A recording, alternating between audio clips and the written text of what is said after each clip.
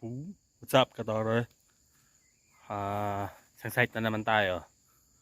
Pero bago tayo makarating sa site, madami silang tanim dito. Pasyal tayo sa aming garden. Ang kining ko na.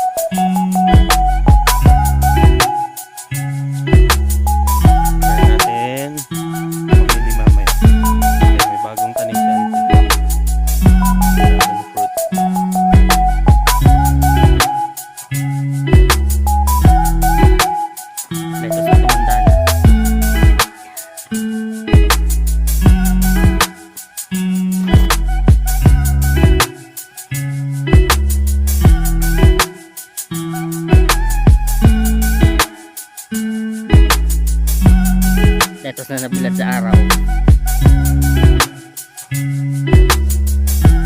Tinanggal kasi yung bubong nila.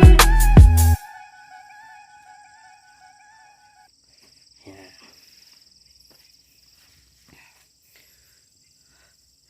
Yan. Kaya hindi nakaka-apekto ang cell site sa mga pananim. Kita na nyo naman.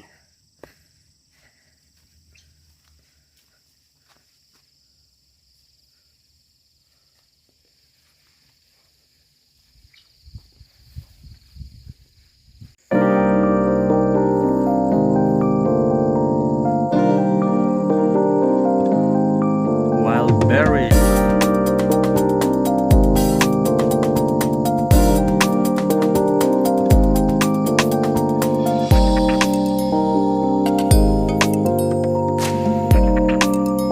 At yung sabi ko nga, lemon plantation.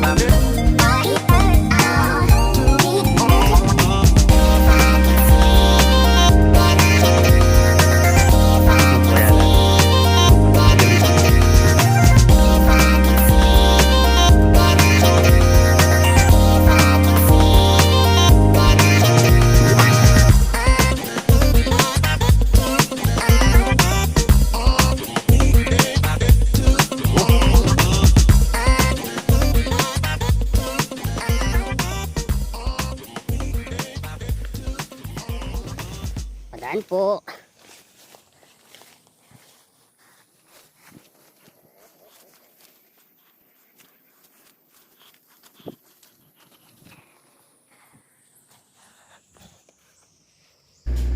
So, try natin pumunta mamaya.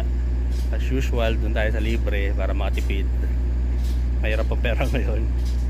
Tingnan natin kung gaano karami ang mahihingi natin.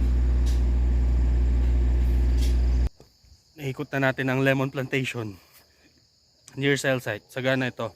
Sabi ko nga, ito yung example na di naka-apekto sa tanim ang isang cell site.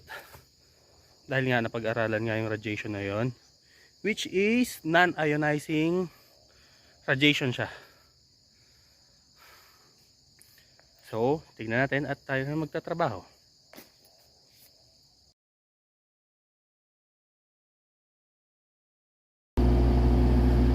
Ayan. Siyempre, pag PM, kailangan i-check yung mga antena. Paghigpit na rin kami kasi nga typhoon season na. So, habang nagpi-PM, tingin-tingin ng tanawin. Dito tayo ngayon sa Poblasyon Tuba. Bahay ng maraming lemon, maraming sayote, at mga lettuce.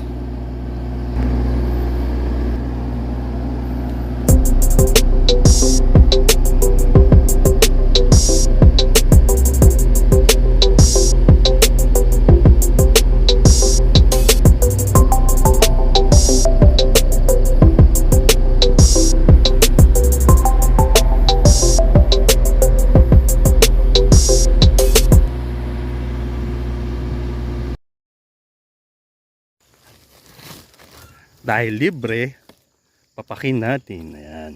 Ito, ay, naglog. Ayan. One down. Sabi nila auntie, yung mga reject, yung mga madidilaw. Ayan. Abusado.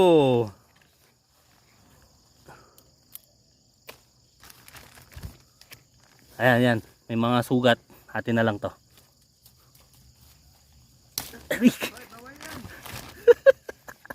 Aray, dami langgam. Serlino na. Kaysa mga bulok, hati na lang. Sorry, malanggam. Tay, madami ka ba nakuha? Ano, Serlino? Ano masasabi mo sa mga lemon natin? Delicious. Sobrang asim. Napaka-delicious.